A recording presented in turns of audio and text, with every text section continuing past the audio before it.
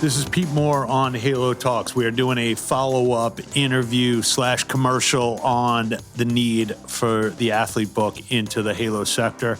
We've got Ryan here. We're an investor in the company, and we're really excited about the progress that we've had over the last 5 months in getting this platform ready for URSA and ready to blow out in the industry starting in March 1, 2020. Ryan, welcome back. Good to be back. Thanks for having me, and thanks for believing in the athlete book. And you know, I think any entrepreneur, when they start a business, it's always a milestone moment when you get, actual investment coming into the business. And it's, obviously since we last spoke, has completely transformed us into just better operating and getting more talent in and placing more candidates with employers. So thank you, and thanks for having me. Yeah, we're excited, and we know that every startup is an experiment. So you've kind of gone through a couple different hoops on your own, and now we've gone through a couple hoops together. Yeah.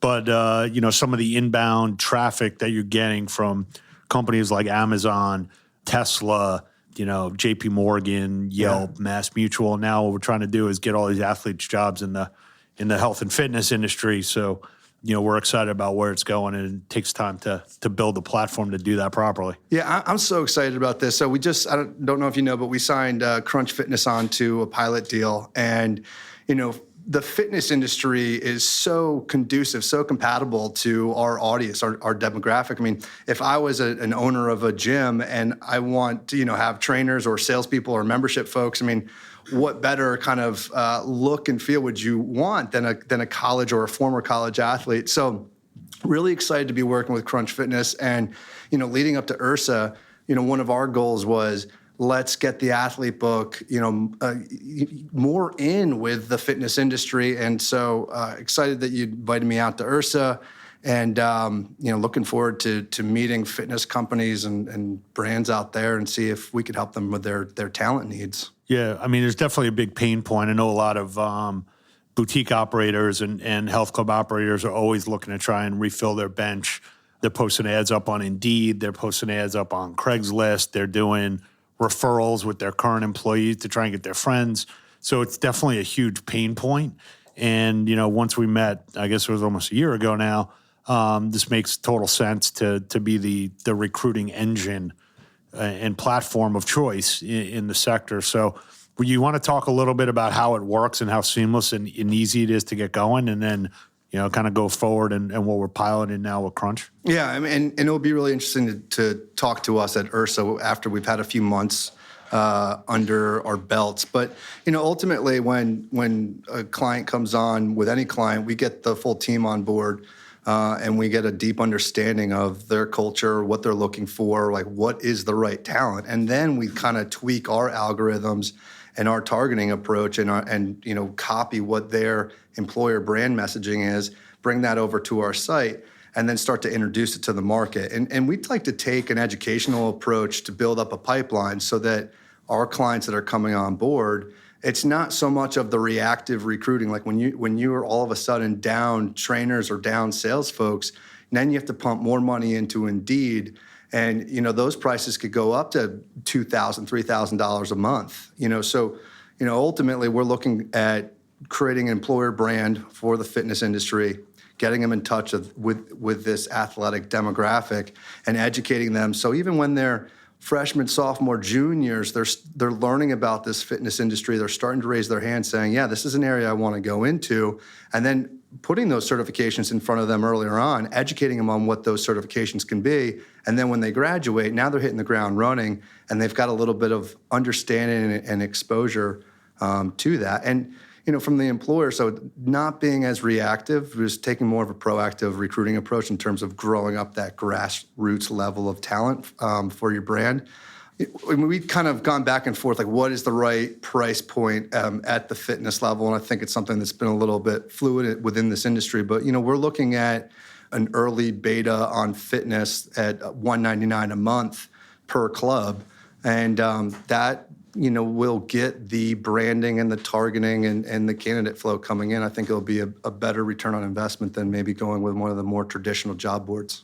Yeah, and what have you done over the last year to basically lock in the supply of these D1, D2, D3 kids, and how do you get to them where, if I'm an operator, I go on Indeed, I might get 500 resumes from people that randomly just trying to find any job they can find. You know, you don't really know what their pedigree is, what kind of grit they have, what they've done in school, and how important that team affiliation. If somebody's on a varsity team at a D1, D2, D3, like, what level of commitment that requires and how that kind of is a great pre-screener for the industry. Definitely, any of these athletes that have gone through 4 years of college sports, they're going to have grit. But in terms of, I think the first part of your question was, how are you kind of filling that pipeline? Is that right?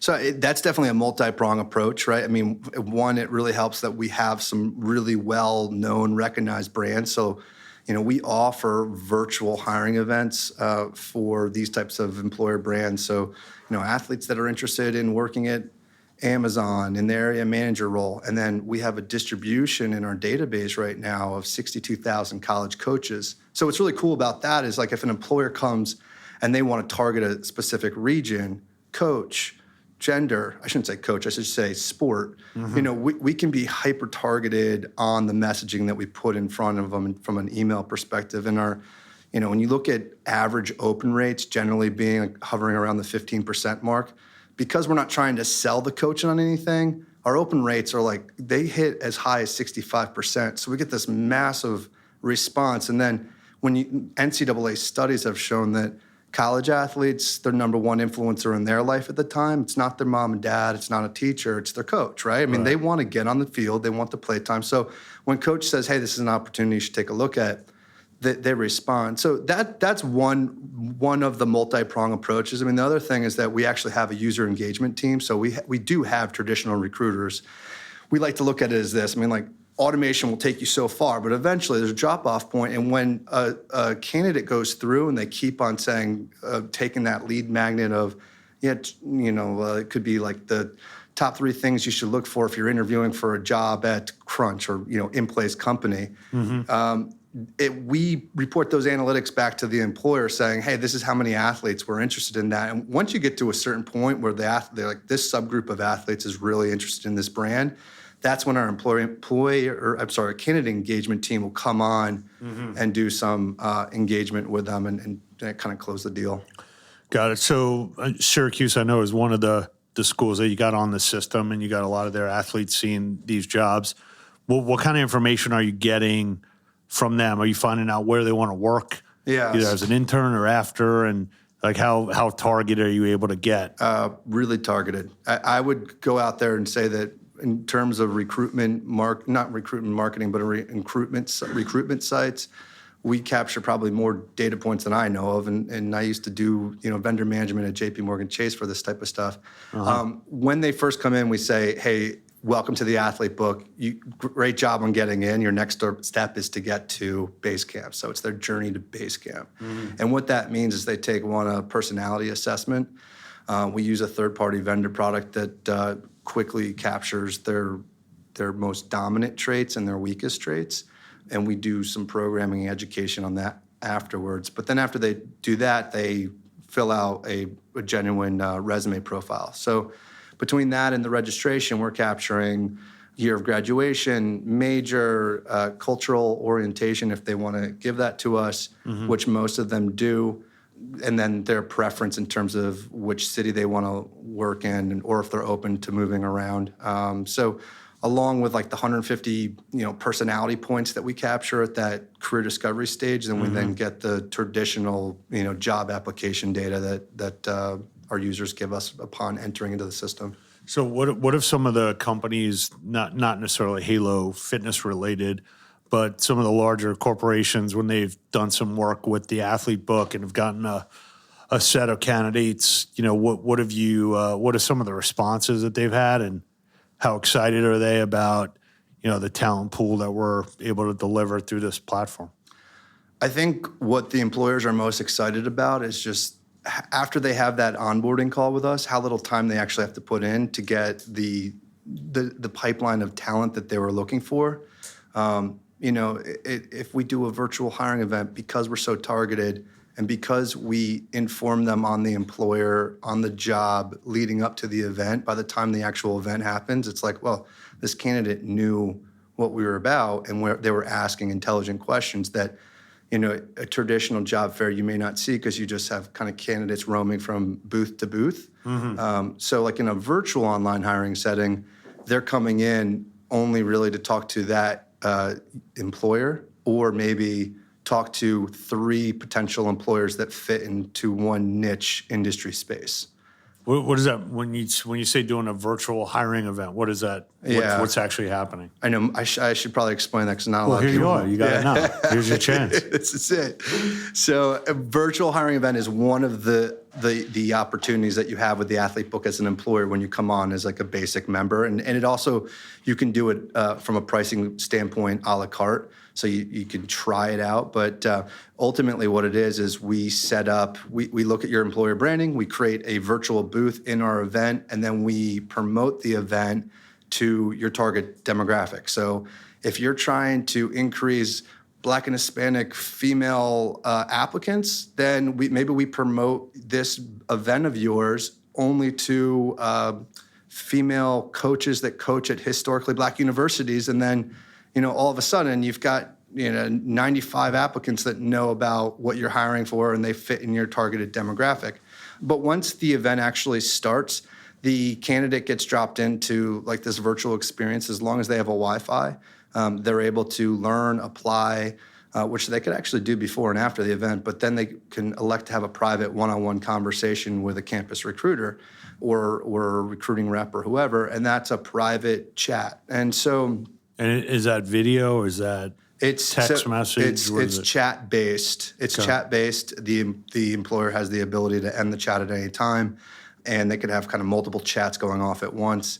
So we just try to take as many kind of intelligent one-to-many approaches as possible so we can reduce the amount of time that it takes to find the right talent. So another example is just doing a simple interactive webinar. Webinars have obviously been around in a while, but when it makes it really powerful is that when you can be hyper-targeted to the demographic and have that demographic raise their hand, say, I want to learn more about this, and now you're talking live to them, and they have the call to actions to apply, and then we can repurpose that content as evergreen content. Simple email blasts. Like a targeted email campaign, it just is something that we do for our clients, and whether it be as part of like a newsletter or just a one-off targeted email, we get really good responses from that. How are these kids so hard to get to on average? Well, college athletes spend 80 hours a week between school and sports for in-season athletes. I say that in my presentations, there's the John Locke effect. So John Locke wrote an essay in the late 1600s that said, basically, as humans, we're limited by our amount of experiences. And so you have this healthy, strong, grit-heavy subgroup of this young demographic that's not getting exposure to all these different opportunities. And so that's really what we're trying to play. The Athlete Book is trying to give them little, like, kind of clips of this is what's possible. This is a world in crunch fitness. Like, this is what it could be like. And the platform itself is trying to, where we're moving to in 2.0, which is, we believe this is going to be released in the 1st of March, is we're taking that employer content about the company, about the culture, we're slicing it up into little micro content, and then when they consume it, they get punch points. So now there's a competitive aspect, which they already play off of, and there's leaderboards and so forth. So that's how we can secure the fact that they're going to engage with the content once we put it out into the audience. And these kids, obviously, you said they're putting in at least 80 hours a week, so they're really not focused on their job opportunities until after they graduate, which at some point might be a little bit too late because you missed a big hiring, my senior splurge. Year. All I'm focused, I played lacrosse at University of Delaware. My senior year, I'm so focused in that fall semester, in the beginning of spring, like playtime, winning, getting good grades, and then all of a sudden it's over. I'm like, whoa, I didn't really think about what I was going to do next. And, that is what we're fighting against. So that when they come out, they've worked too hard. They've worked too hard for 4 years to come out. And the stats show that, even though they spend 80 hours a week between school and sports, I think 97% don't get a job from their athletic department, and 64% don't have a job in hand when they graduate. Check my facts on that, but that's the last studies that I've shown. I've seen that. No, I've seen those stats, and they're beyond troubling. Yeah, they need to have options when they graduate. Yeah. And also, I feel like the school also, while they're still a student athlete, the school intuitively or has more responsibility to actually get these kids jobs. And then once they graduate, they don't have a job. I don't know how much it's like on their, on their head as much as it should be. It's a tough job for the athletic departments, right? Because if you look, career development and life skills is usually one role that sits in an athletic department. So you've got like a 1 to 300 ratio, 1 to 600 ratio, depending on how many student athletes you have. How is that person going to do it? Do it at scale. And so that's why we're like, hey, universities, we're here to support you. This is all we focus on. We can back and support your department. And matter of fact, like what we realize too is that because it's a two-sided marketplace, the athlete book, we sell to universities and we sell to employers. It seems like athletic departments don't put a lot of budget towards career development and life skills, which is unfortunate. So we're now kind of repurposing it as a alumni or corporate giving opportunity. So we're saying you could put naming rights on our services, and now it could be the, Halo Talks career development program for name the university. So, Gotcha. If any of your listeners out there want to do a donation, we can help that with their school of choice. So like Jersey Strong is an example. If they wanted to sponsor the Rutgers athletic department's employer, opportunities after graduation type of thing, that's an opportunity for them to get in front of all these types of kids. I mean, it's from if that's okay with Rutgers, and from a strategic recruiting perspective, putting naming rights on this type of service makes a lot of sense for the right company. Gotcha. So if I own a health club chain in Baltimore, as an example, I know I've got 2 new clubs being open, let's say, over the summer. I know I need 30 people per club at all different levels. What would be the process of getting onboarded? Yeah, so we like I said, we would talk to your team, understand what your message is if you have one, or help you kind of construct a message for the demographic. And then from there, we would create a career page for Jersey Strong if that was the client that came on. Then we would also look at where your club's located and what are the kind of regional universities in that location. Create a custom distribution list just to let them know that it's out there. And then we would also get your jobs onto our job board. One of what our athletes have said that what they love about the athlete book so far, it's like once they sign up, it is really easy, literally a click of the button to apply for the job. So, Jersey Strong would have back-end access to see the candidate flow that's coming in. We would start to promote the opportunities through virtual efforts, but then we would also go into schools in the local area, especially in this Mid-Atlantic to Northeast region. We speak to schools. We're doing information sessions. We film those and we redistribute that out to the target audience of universities. So it's really just trying to get the message out to the athletic departments that are in the region and make sure that they know that these opportunities are available to them. Gotcha. So what are some of the early wins that you've been seeing or some of the commentary that you've gotten back over the last, call it 4 to 5 months since we last connected on the podcast? Well, I think the big thing for us is that we've been able to, outside of getting a pilot deal with Crunch, we got a pilot deal recently with Tesla, going strong with Amazon, getting strong reports from them. And also J.P. Morgan Chase. So it's like we've kind of been really starting to ramp up. We've been adding staff and just making placements. So it's been fun. So Amazon is an example. Obviously, they're hiring thousands of people. What do you think the linchpin was on that for them to start testing out the athlete book? Did you do a pilot with them and then you saw they saw the value in the CSV file that came across that had all these unbelievable kids in it, or what was it? I mean, for them, they were a true example of, when I say multi-prong approach, every approach worked for them. So the virtual hiring event it allowed their recruiters to not have to travel and get all this talent coming in that were athletes that were interested in the area manager role. The interactive webinar, had a great response. When we look at, we sent out one email. Actually, I have it in front of me right now. Just one email, and we had 78 candidates that we were able to break down for them culturally, demographic-wise, on the full-time side, and 59 interns, so doing the pipeline for them. And this is the kind of thing where they just didn't have to do anything. Athletes were able to log in, apply, interact, learn. They were able to kind of engage with their employer brand content with all just going to one place. And it came from their coach for the most part. That's great. That's great. So as you look at the fitness industry and what we're planning to do for URSA, I know that a number of groups right now are using Indeed. I think some of them are still using Craigslist and some other, online portals and just listing jobs, and they got people going through them, manually. With the athletes that you've spoken to and through some of your seminars, have they really understood that these jobs are available? Have they not really thought about it? Have they not really been marketed to directly by the Halo/fitness industry? I